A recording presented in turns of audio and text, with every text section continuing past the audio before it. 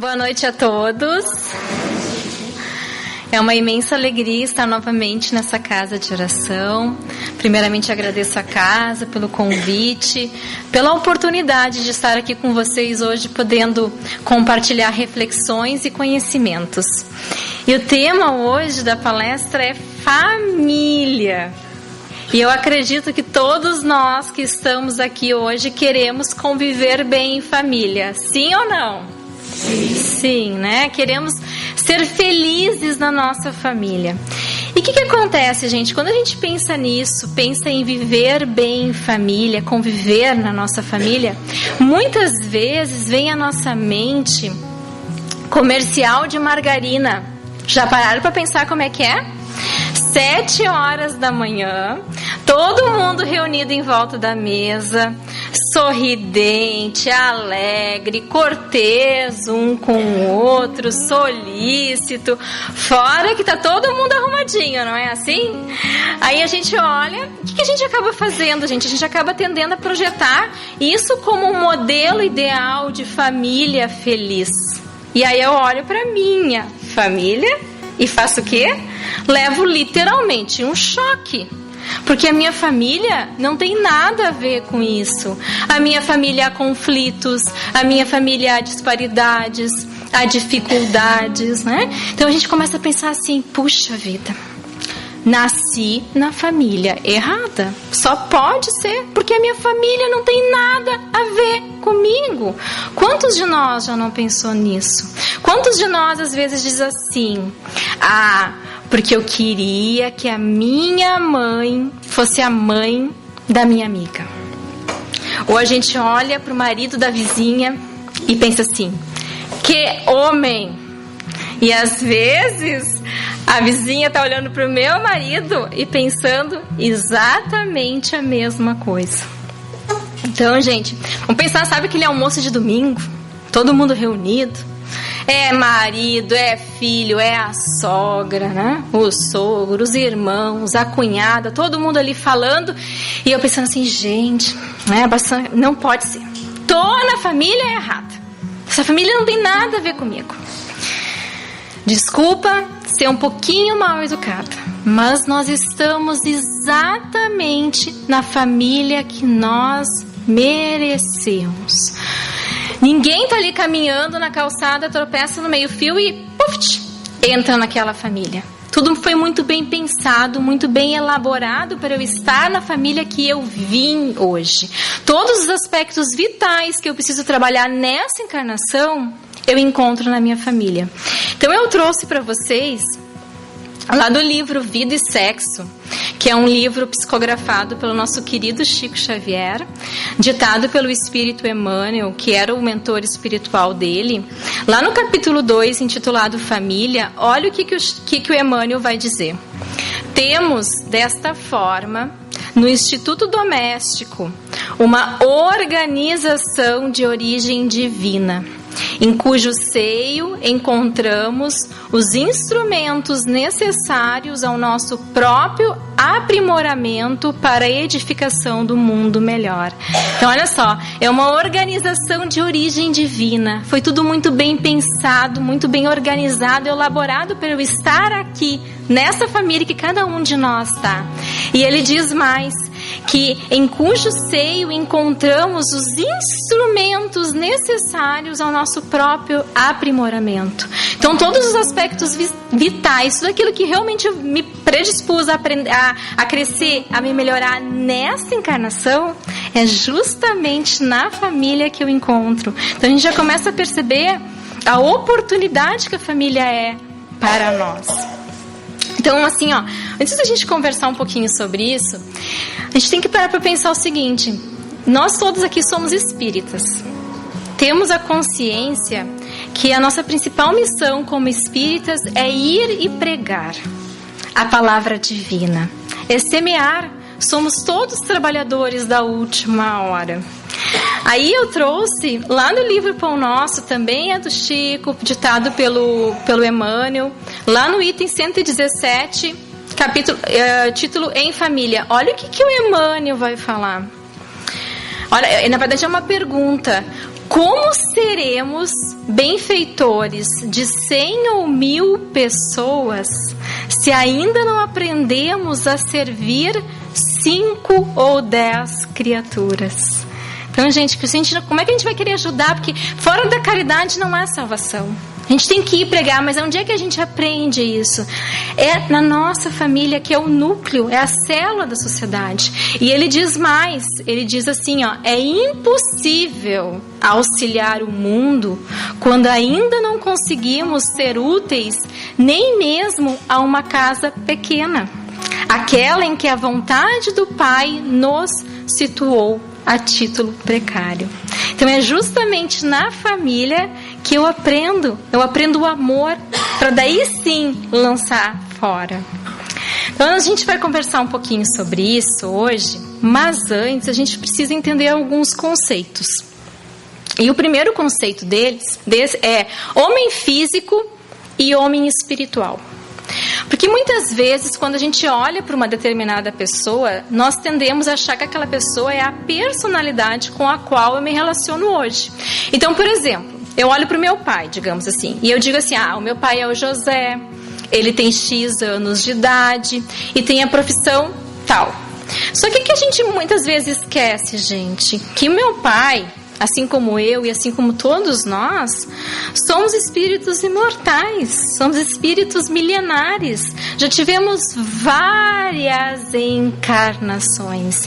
Então, na verdade, nós somos uma multidão de personalidades. O meu pai, ele já viveu várias outras vidas. Então, o que acontece? Ele já morou em vários lugares diferentes, ele já falou várias línguas, ele já teve várias profissões. Então, na verdade, ele é herdeiro de um patrimônio muito maior. Então, quando eu olho para ele, eu olho porque, e para todos nós, a gente olha para quê? Para a soma de todas essas encarnações.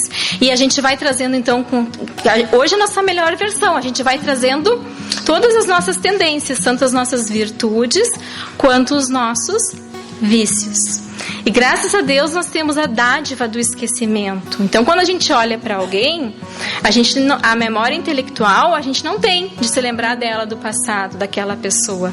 Mas existe uma memória, que é a memória afetiva, a memória emocional que a gente tem. Quem de nós já não aconteceu que a gente conhece alguém e a gente diz assim, bateu o santo? Ou não bateu o santo? Não acontece isso? É a nossa memória afetiva, porque muitas vezes a gente já conviveu com essa pessoa em outras encarnações. Então, em cima disso, que é só uma continuação desse conceito, é o conceito de família corporal e de família espiritual. Quem é a minha família espiritual? Como a gente estava conversando antes, nós já tivemos várias encarnações. E nessas sucessivas encarnações, nós vamos fazendo o quê? Estabelecendo vínculos, estabelecendo relacionamentos dos mais variados tipos. E aí a gente vai fazendo o quê? A gente vai criando laços afetivos. Com quem, gente? Com pessoas que a gente tem o mesmo gosto, as mesmas afinidades e muitas vezes compartilhamos os mesmos defeitos. Então, gente, essa é a minha família espiritual. São aquelas pessoas que eu convivo já há várias encarnações. Quantas vezes a gente escuta assim, ela é minha mana do coração, ela é minha mãe do coração. E gente, ela faz parte da minha família espiritual. Tá, e quem é a minha família corporal? Que é o que a gente veio conversar hoje aqui um pouquinho. Família que eu estou hoje. A minha família corporal, ela pode ou não ser uma parcela da minha família espiritual.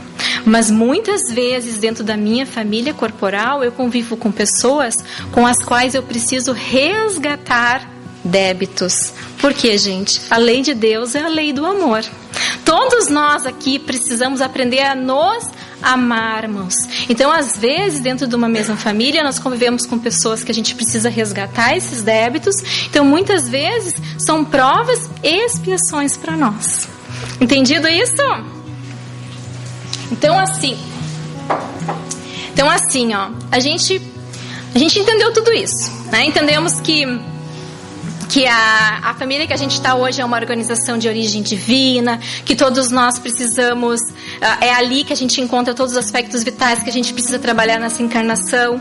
Mas a gente pode estar se fazendo a seguinte pergunta que está aqui: qual é o mecanismo utilizado pela divindade para reunir espíritos numa família?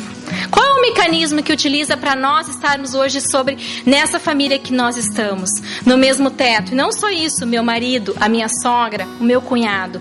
Qual é o mecanismo utilizado? E aí eu trouxe lá do livro Pensamento e Vida, também é do Chico, também é do Emmanuel. Hoje eu trouxe tudo do Emmanuel. Eu adoro ele. É lá no capítulo 12, família. Esse é o primeiro parágrafo do capítulo. E olha o que o Emmanuel vai falar. A família consanguínea entre os homens pode ser apreciada como o centro essencial de nossos reflexos. Reflexos agradáveis ou desagradáveis que o pretérito nos devolve. O Emmanuel fala de um jeito difícil, complicado. Vocês não concordam comigo? Mas eu vou explicar para vocês num bom português o que ele quis dizer aqui.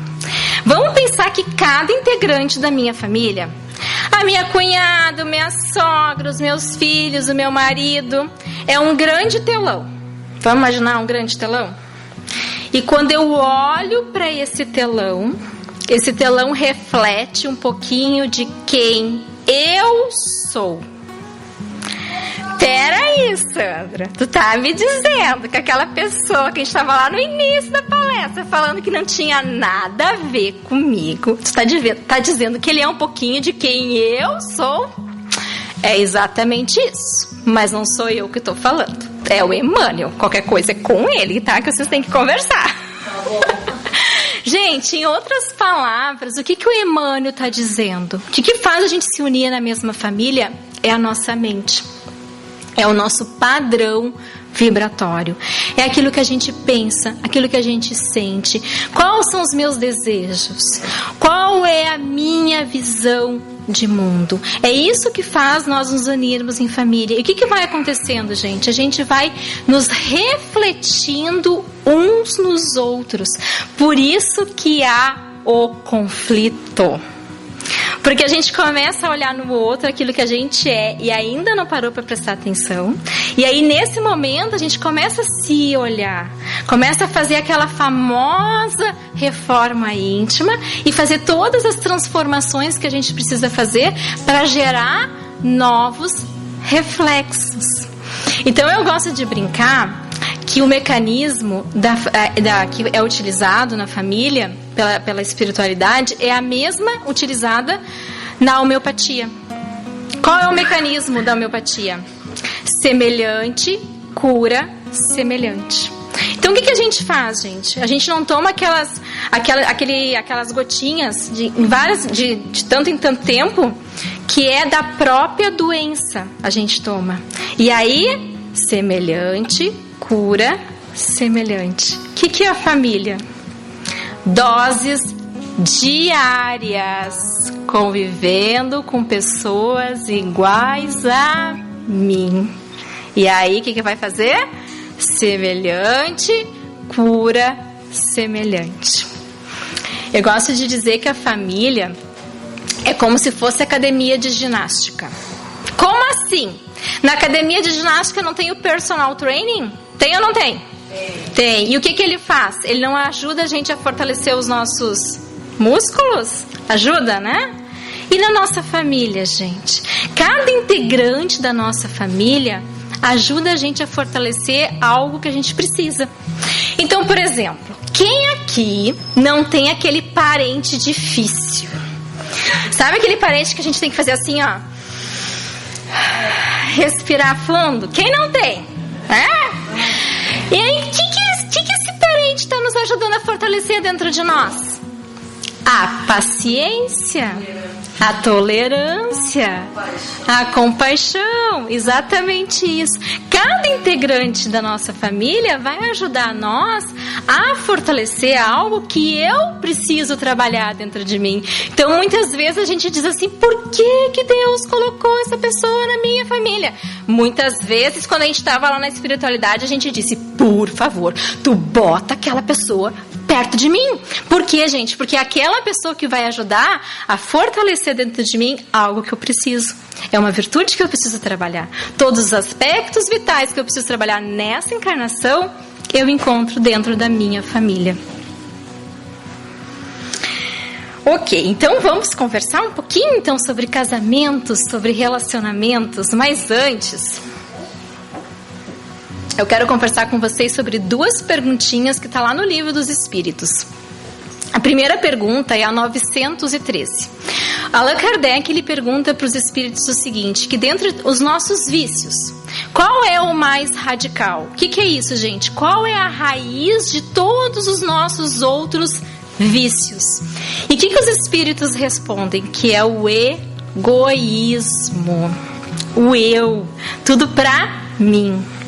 E aí lá na pergunta 775, Allan Kardec pergunta o seguinte, qual seria o resultado para a sociedade do relaxamento dos laços de família? Que é exatamente sobre o que nós estamos conversando hoje. E qual é a resposta dos espíritos? Seria uma recrudescência do egoísmo. O que é isso? Seria um agravamento do egoísmo, porque é justamente na família que nós aprendemos a nos doar para o outro. E quando a gente aprende a se doar para o outro, o que a gente está fazendo? O egoísmo, que é a raiz de todos os nossos outros vícios, vai cedendo espaço para o amor, que é aquilo que a gente veio buscar e aprender.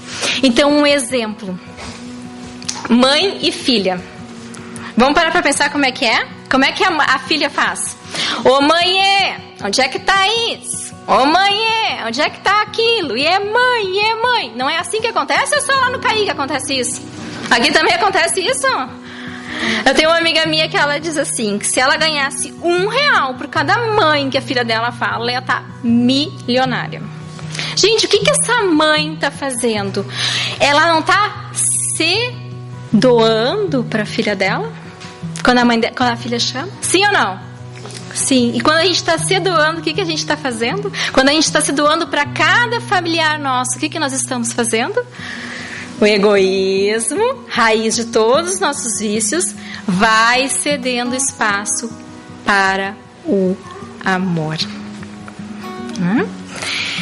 Então, casamento, relacionamento.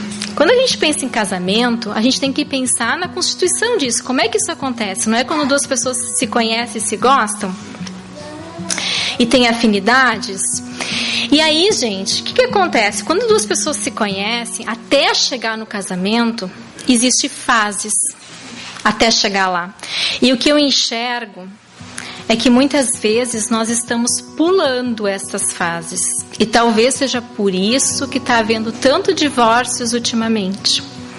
E são 2 fasezinhas. Em cada fase a gente tem que fazer uma perguntinha.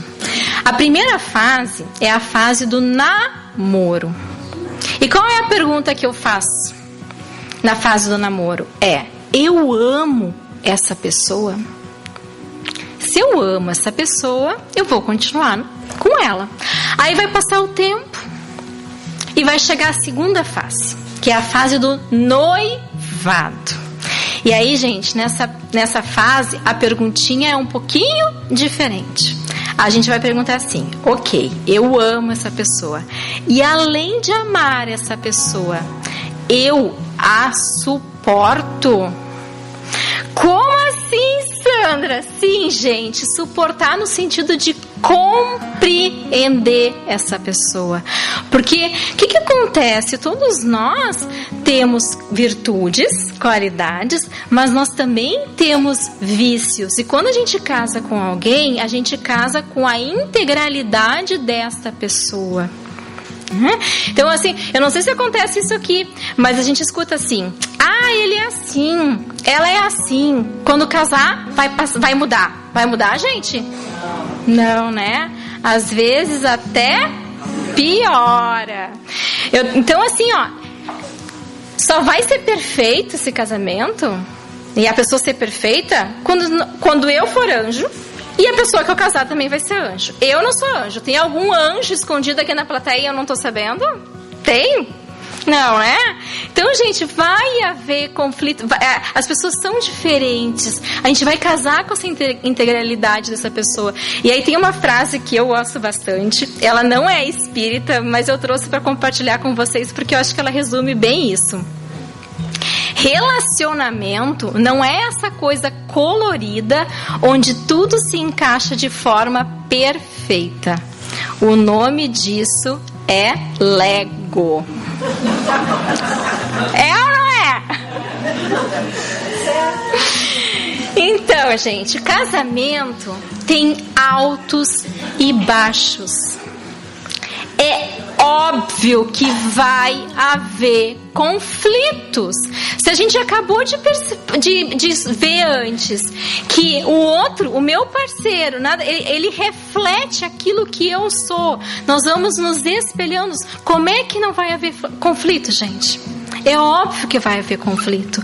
Então, gente, é no dia a dia que a gente vai, é nas pequenas ações diárias que esse amor vai sendo construído. Porque a gente tem muito essa coisa de achar que o casamento, a gente vai lá, né, casamento, faz tudo, namora, tudo bonitinho e acha que quando casou, deu. Que o casamento é o fim. Não, gente, o casamento, ele é o começo, ele é o início de algo, porque é ali que a gente vai se construindo, que a gente vai se melhorando, a gente vai se burilando. É no dia a dia que isso vai acontecendo. É nas pequenas ações diárias. Então não adianta chegar para a pessoa e dizer assim, ai, eu te amo. A gente tem que dizer que a gente ama nas atitudes, é nas ações, é ajudando a pessoa a lavar a louça, a ir no supermercado, quando o filho nasce. Ai, meu amor, como eu te amo, tu me deu um filho. Mostra que tu ama essa pessoa, troca a fralda, dá banho. É nas ações diárias que isso vai acontecendo. Deixa eu ver se tem mais aqui alguma coisa. Tá, e aí, gente, eu gosto de dizer o seguinte, que nós temos muitas idealizações, principalmente mulher. Quer ver só? Vou explicar para vocês. Quando a gente nasce, como é que o pai da gente chama a gente? Não é de princesa?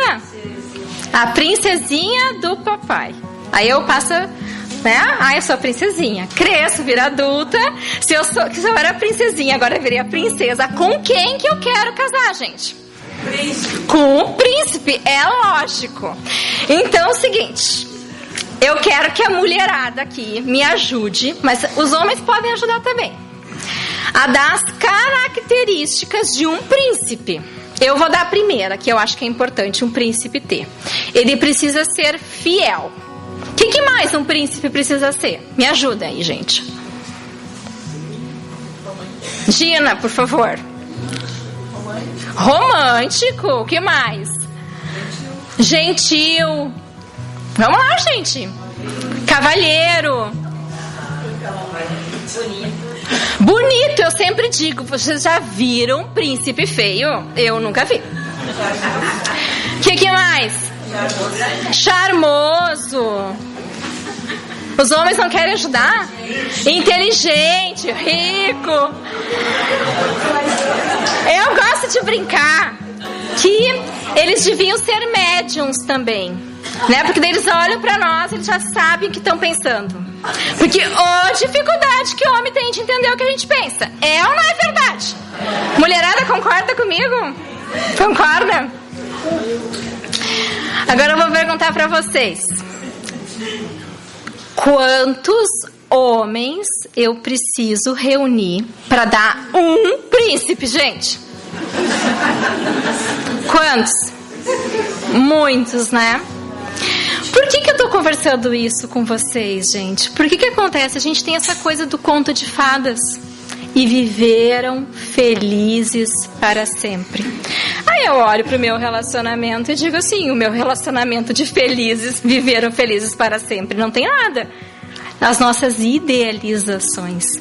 Vamos pensar na Branca de Neve? A Branca de Neve viveram felizes para sempre, não é assim que termina? Se ela viveu feliz para sempre com o príncipe, ela tem uma casa para cuidar, não tem, gente? Para limpar, fazer manutenção, tem que ir no supermercado fazer compra, tem ou não tem? Tem, né? Administrar. Aí é o seguinte, se ela ficou com o príncipe para sempre, provavelmente ela teve filhos com o príncipe. Vocês não concordam comigo? Teve filhos com ele, né? Então eu vou trazer uma imagem pra gente parar e pensar um pouquinho.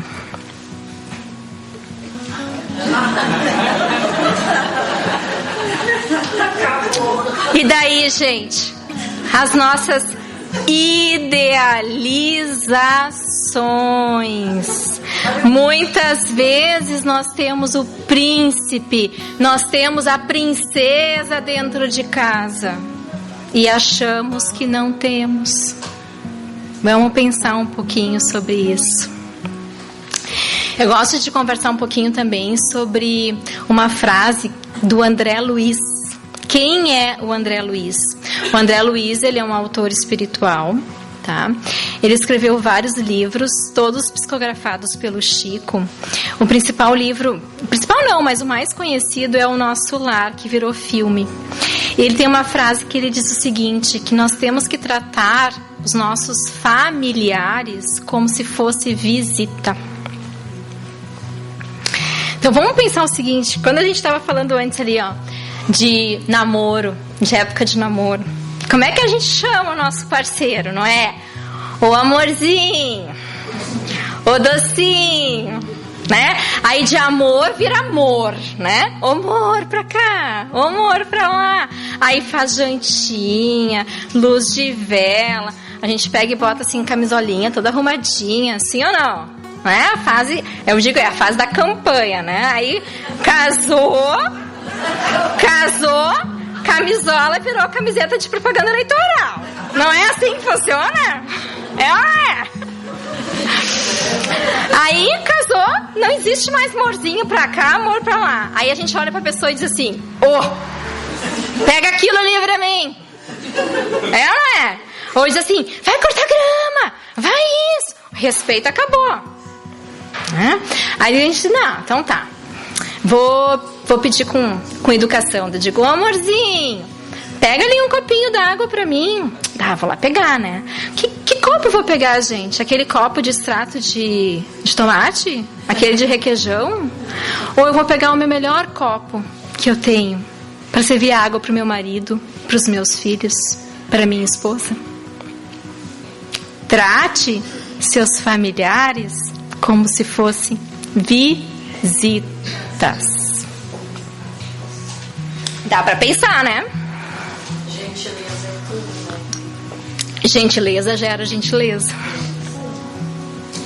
Então vamos conversar um pouquinho sobre filhos. Porque assim, gente, nós, pais, mães, temos uma missão muito grande.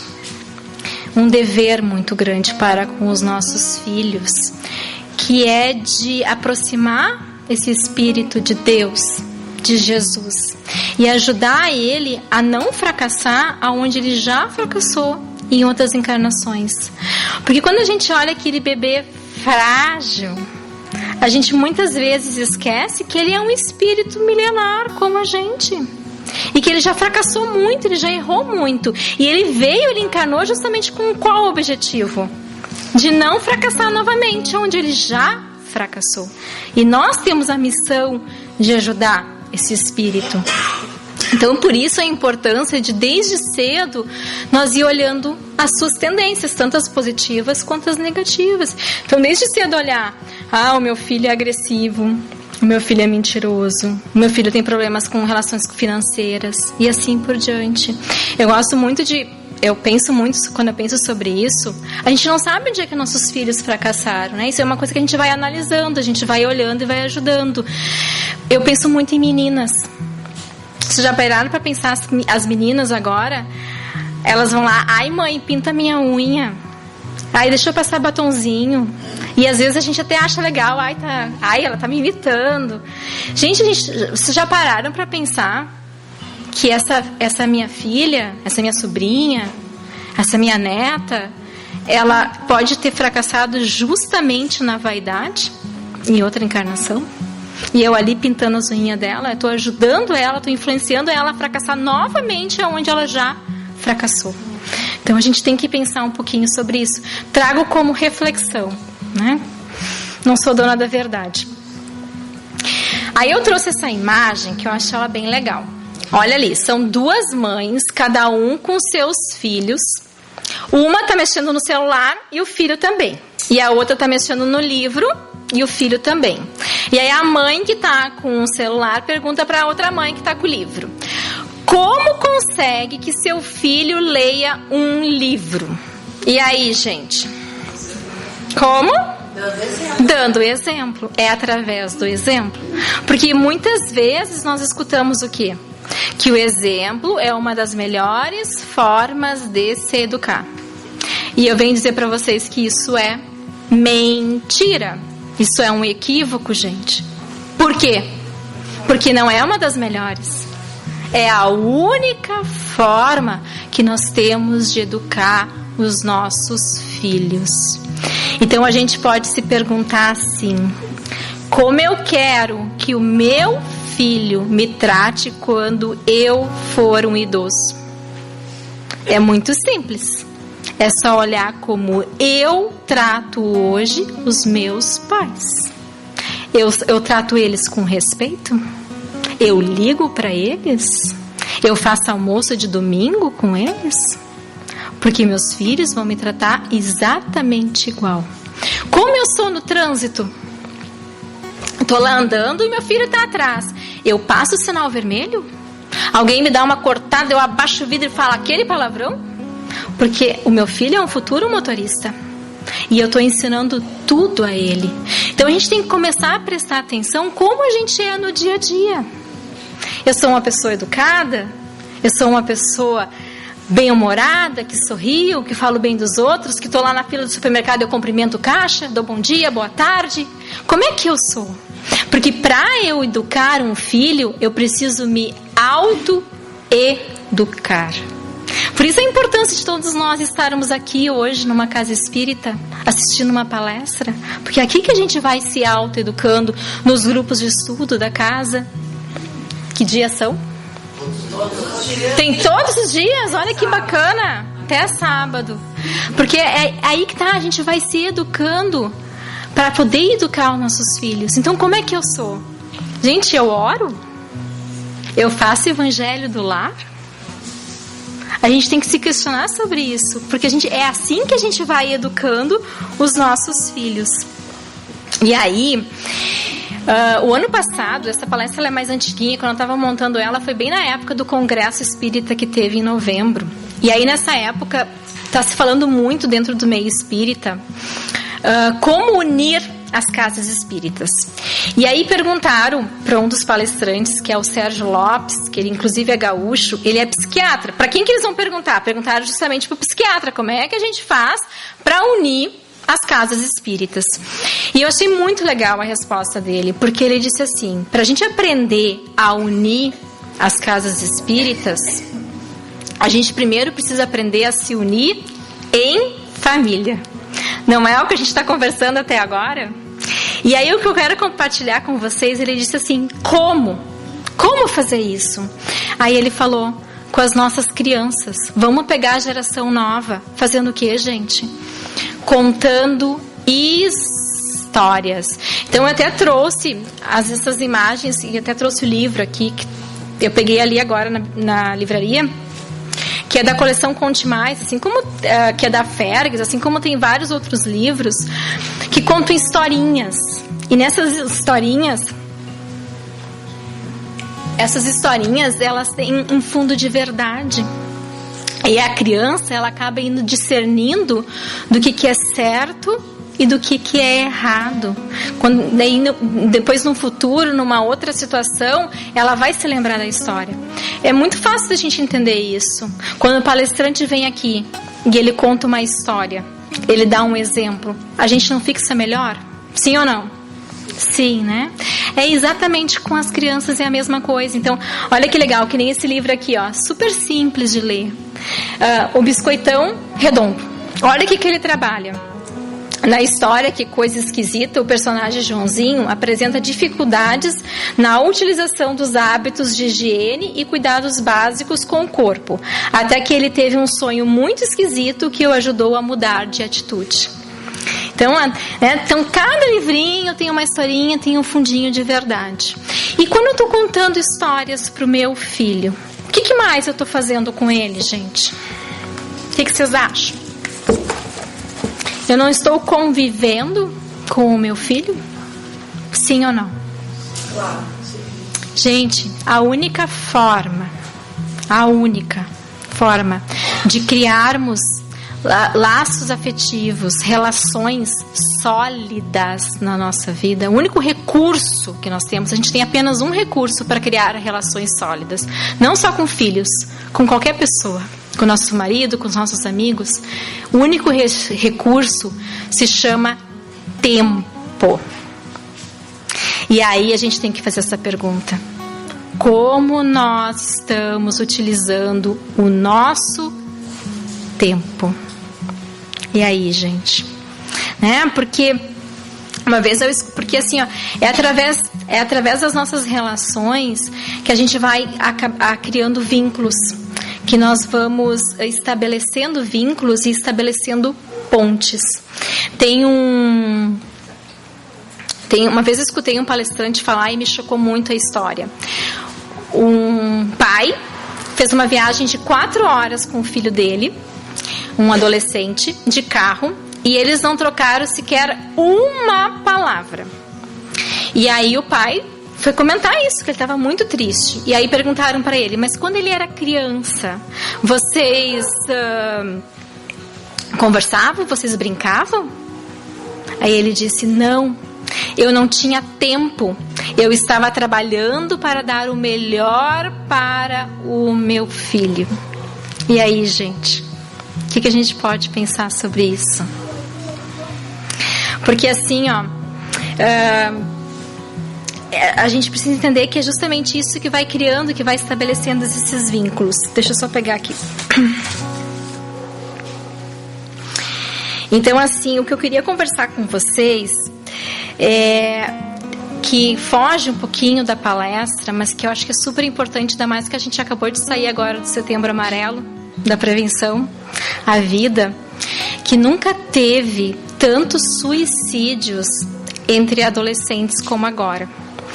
E eu estava escutando isso, o André Trigueiro estava falando sobre isso, é outro palestrante espírita, ele é todo ligado à causa da prevenção à vida, e ele estava dizendo o porquê de tudo isso. Porque as crianças hoje, os adolescentes, eles ficam de 8 a 12 horas por dia na frente de um celular. Então, gente, o que acontece? Tudo para eles é para ontem. Eles não têm paciência. Então, por exemplo, eu estava falando do Conte Mais aqui. Aí eles botam lá Conte Mais, em minutos, em segundos, sai listas e mais listas de Conte Mais. Então, eles são uma geração imediatista. Então, quando acontece algo ruim na vida deles, um problema sério, eles não sabem lidar com isso. Olha que triste. E eles acabam, então, se suicidando. Então a gente tem que pensar um pouquinho sobre isso, porque eu tenho sobrinho, aí a gente às vezes assim, o quanto tá ali ligado, não dá nem um oi pra gente quando tá no celular. Então às vezes a gente fica, é título de reflexão também, porque às vezes a gente escuta assim, eu escuto muito isso dos meus clientes: eu chego em casa, eu dou o celular, aí eu tenho 1 hora pra fazer as coisas pra mim. A gente tem que pensar, será que não vale mais a pena ficar com o nosso filho, botar ele mais cedo na cama e daí fazer as nossas coisas? Aí, eu estava um dia num restaurante, e aí do meu lado tinha um casal com 2 filhos, 2 meninos. O casal estava de um lado, os meninos do outro, deviam de ter uns 7, 12 anos, uns 7, outros 12. E os 2 com o celularzinho assim na mão. Nem olhavam para os pais, tá? Aí eu olhei para aquilo, eu tô falando de filhos ainda, né? De crianças, às vezes acontece isso entre amigos, entre namorados, né, entre casais, não estão nem se olhando, estão ali, ó, no celular. E eu olhei para aquilo e disse, tá, tudo bem. Quando vier o almoço, a comida, a janta, vão conversar. Então eu até esqueci. Estava fazendo as minhas coisas, quando eu olhei para o lado, a comida já tinha vindo. E qual é a cena que eu enxergo, gente? Os filhos, cada um continuava no celular, o prato ali. E eles pegavam, davam uma garfada, nem olhavam assim, comendo. Eles não trocaram nenhuma conversa. Num final de semana, eu fico imaginando como é que é em casa. Aí eu pergunto para vocês, essas crianças de hoje, quando eles virarem adolescentes e eles tiverem qualquer tipo de problema, de qualquer ordem, por exemplo, drogas, vocês acham que esses pais vão conseguir chegar para esses filhos e dizer assim, filho, vamos conversar um pouquinho agora? O que vocês acham? Vai conseguir ou não vai conseguir? Não, né, gente? Como cruzar pontes que nunca foram construídas? Assim como a gente estava falando antes de relacionamento entre homem e mulher, é a mesma coisa. É no dia a dia. São nas pequenas ações diárias do dia a dia que esse amor vai sendo construído. Então a gente tem que pensar nisso. Como é que nós estamos utilizando o nosso tempo? Não só com nossos filhos, mas com os nossos amigos, com as pessoas que nós amamos. Porque isso é o mais importante. Isso a gente leva com a gente. Essa é a nossa bagagem. Essa a gente carrega. Outra coisa que eu acho importante falar de filhos é sobre autonomia. A gente precisa ensinar para os nossos filhos que eles são capazes. Porque eu vejo hoje muitos pais sendo super protetores. Sabe, a criança está ali e diz, deixa que eu faço, deixa isso, deixa que eu ligo, é perigoso. O que eu estou ensinando para o meu filho que ele não é capaz? Uma vez eu escutei uma palestra do Andrei Moreira e ele falou dele mesmo. Eu achei muito legal, por isso eu estou compartilhando com vocês. Ele era filho de juiz, tá? Ele sempre teve uma vida muito boa. Mas os pais dele sempre fizeram eles arrumar a cama, tinham tarefas. Aí eles se mudaram, ele contou. Foram para uma outra cidade. E o pai, os primeiros 15 dias, levava o filho para a escola. E aí depois de um tempo disse, não, agora tu vai sozinho. Tu tem que aprender a ir sozinho. Aí disse que um dia ele chegou em casa pro pai dele e disse assim, pai, eu preciso fazer um trabalho na casa do meu amigo. E ele mora lá do outro lado da cidade. E aí o Andrei Moreira falou assim, bom, achei que meu pai ia me levar lá, né? E o que o meu pai faz? Ele olha pra mim e diz assim, pega ali o catálogo, isso faz tempo, né? O que era o catálogo, gente? Era pra ver os horários dos ônibus e qual ônibus tinha que pegar. Aí ele pegou o catálogo e o pai disse assim, olha aí no catálogo qual é o ônibus que tu tem que pegar, e qual é o horário, qual é o ponto que tu tem que sair. E ele ficou olhando pro pai e disse assim, olha. Aí ele olhou tudo e disse assim, agora tu vai sozinho. Aí o que o Andrei Moreira falou? Ele disse, gente, a partir daquele dia eu descobri que existe catálogo para qualquer coisa. No sentido de que tu tá ensinando teu filho que ele é capaz. Então a importância de dar autonomia para os nossos filhos. Então, finalizando, eu trouxe essa imagem aqui, que é de semear. Porque todos nós precisamos semear. E o que a gente tem que semear, gente? Amor. Mas para semear, a gente precisa de sementes. E que sementes? Essas sementes, onde é que a gente encontra? É justamente na família. É na família que a gente aprende. E às vezes eu vejo muito assim, ó. A gente tem que entender que cada um de nós tem o seu momento, tem o seu despertar. Porque muitas vezes a gente convive com pessoas que não são espíritas ou também isso independe, mas ainda não tiveram esse despertar. E a gente quer fazer assim com a pessoa, é ou não é? Gente, a gente tem que respeitar. A nossa missão é lançar as sementes. Colher não. Colher, cada um tem o seu tempo. Às vezes a gente está lançando hoje para colher daqui 1, 2, 3 encarnações. Mas o legal de tudo isso é que essa semente do amor, ela é imperecível. Então ela fica na nossa psicosfera. Quando a pessoa desperta, ela está lá. Então a importância de nós lançarmos essas sementes.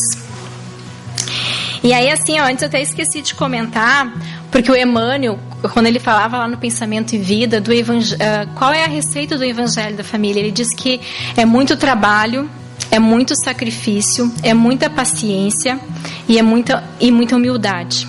Gente, não é fácil. Ninguém disse que era. Mas a gente tem que entender, eu espero que eu tenha passado esse recado para vocês, do quão importante é nós aprendermos a conviver bem com a nossa família e da oportunidade que é. Porque tudo que eu preciso para me melhorar nessa encarnação, eu encontro na minha família. E aí, falando em humildade, eu gosto de contar uma historinha que é do Divaldo. Vocês conhecem o Divaldo? Hoje o maior médium vivo brasileiro. E o Divaldo, ele tinha uma pessoa que convivia com ele, próximo a ele, e muitas vezes nós também temos. Sabe aquela pessoa que chega perto da gente e já começa assim, ó, nos lascando? Quem não tem? Né? Aquela pessoa assim, o famoso fogo amigo. Temos ou não temos? Cada um de nós sabe que tem, né? E o que a gente costuma fazer? A gente vai lá e fala umas poucas boas pra ele. Fala ou não fala? A gente quer lá, não, porque é assim, porque é sabe, porque tu não tá entendendo, tu não tá enxergando. Mas o Divaldo, que é muito, né, mais espiritualizado que nós, ele lá, ó, firme, usando a paciência dele. E o cara lá, ó, dele que dele. Chegava perto, até que um dia o Divaldo disse assim, chega, não aguento mais. Agora eu vou lá e vou falar umas poucas e boas pra esse cara. E quando ele se levantou para falar, quem aparece para ele? Joana de Ângeles, a mentora espiritual dele. E a Joana diz, não vá, Divaldo.